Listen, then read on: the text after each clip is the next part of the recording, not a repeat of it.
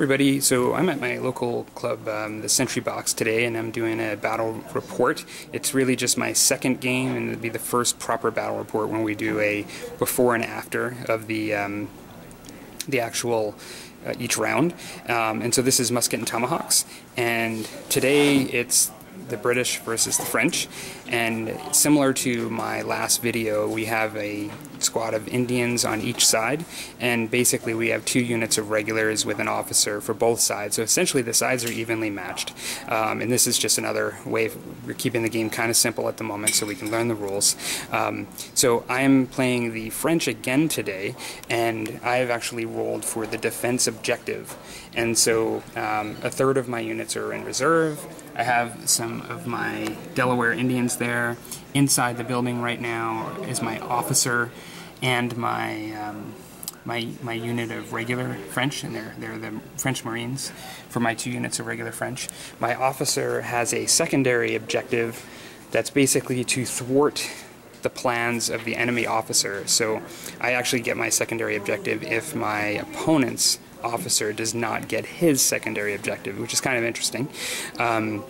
My opponent has actually, so I was doing my objective is to defend this village here, and all of the game scenario rules to win the main objective are around defending the village and keeping my opponent away from the village and having the game end potentially early with that outcome.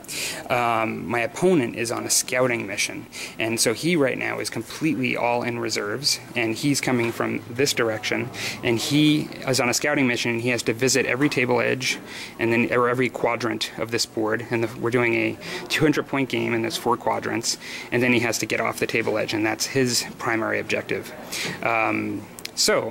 Beyond that, I can't really think of anything else that I need to say to set it up. My opponent's secondary objective, which one did you get again? 4 inches away from my troops. Oh, so his officer is actually taken the identity of another soldier, and so he actually has to stay away at least 4 inches away from his own troops so they don't see him, and so that's his, which is going to be really difficult for me to prevent that, but that's his secondary objective.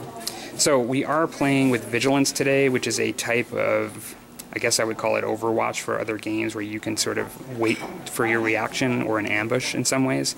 We didn't use the scouting rules, even though they're part of the rules in the last game, and we are going to open up that option to be scouts. Or excuse me, to hidden movement is the name of the actual rule, and scouts have, and Indians have the ability to use that. And so I will come back at the end of round 1. Okay. Hey everybody, so we're at the end of round 1, and quite a bit of action has actually happened in this round. It's almost felt like 2 or 3 rounds worth of action. So essentially, my opponent came from this board side, and he had a unit of regulars here, his officer, another unit of regulars. This unit ran up. My French came out of the house, and they basically were behind this wall. He got the first fire, but because of the distance they were, and because of the wall itself and rolling, he didn't get any casualties. Then my unit got up to the wall and basically fired and caused his unit to flee, and ended up taking 4 out of the 8 guys that were there. Now, his officer came around this way. His Indians actually used a hidden token and became hidden in the woods. And then these British regulars came up through here. My Indians came from basically behind this building. They used their movement actions to come up into this woods, and they were basically about halfway through. His units revealed themselves, then ended up being in the cover and went on vigilance.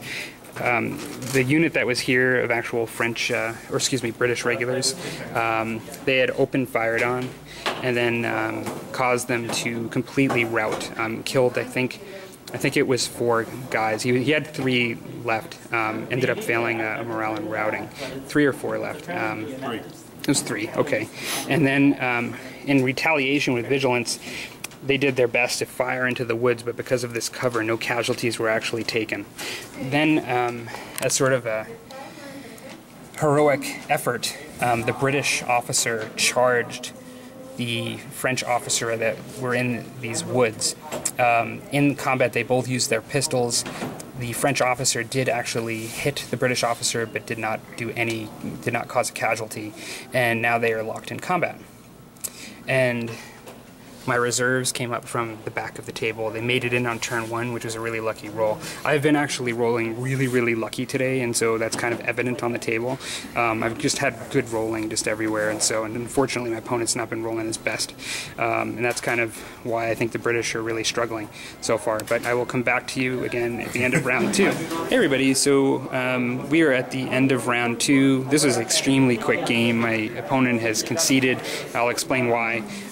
Essentially, my unit from reserves just did a double movement, came up. Morale card has been added for the British forces because of the fact that I last turn taken out 50% of their models.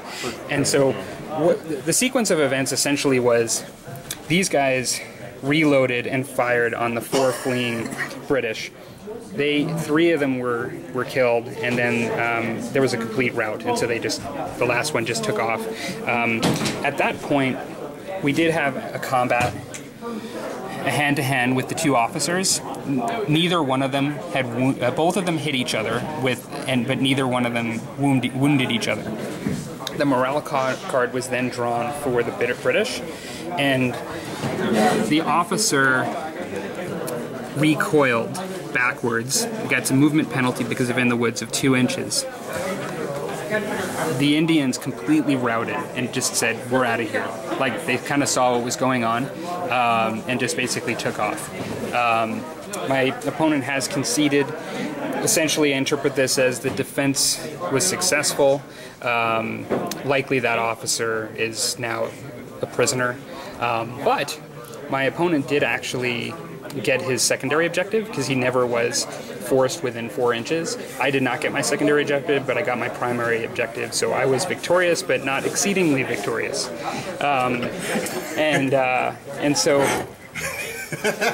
last thing that we had just decided is that we will play this out now with some deep striking Terminators for the British.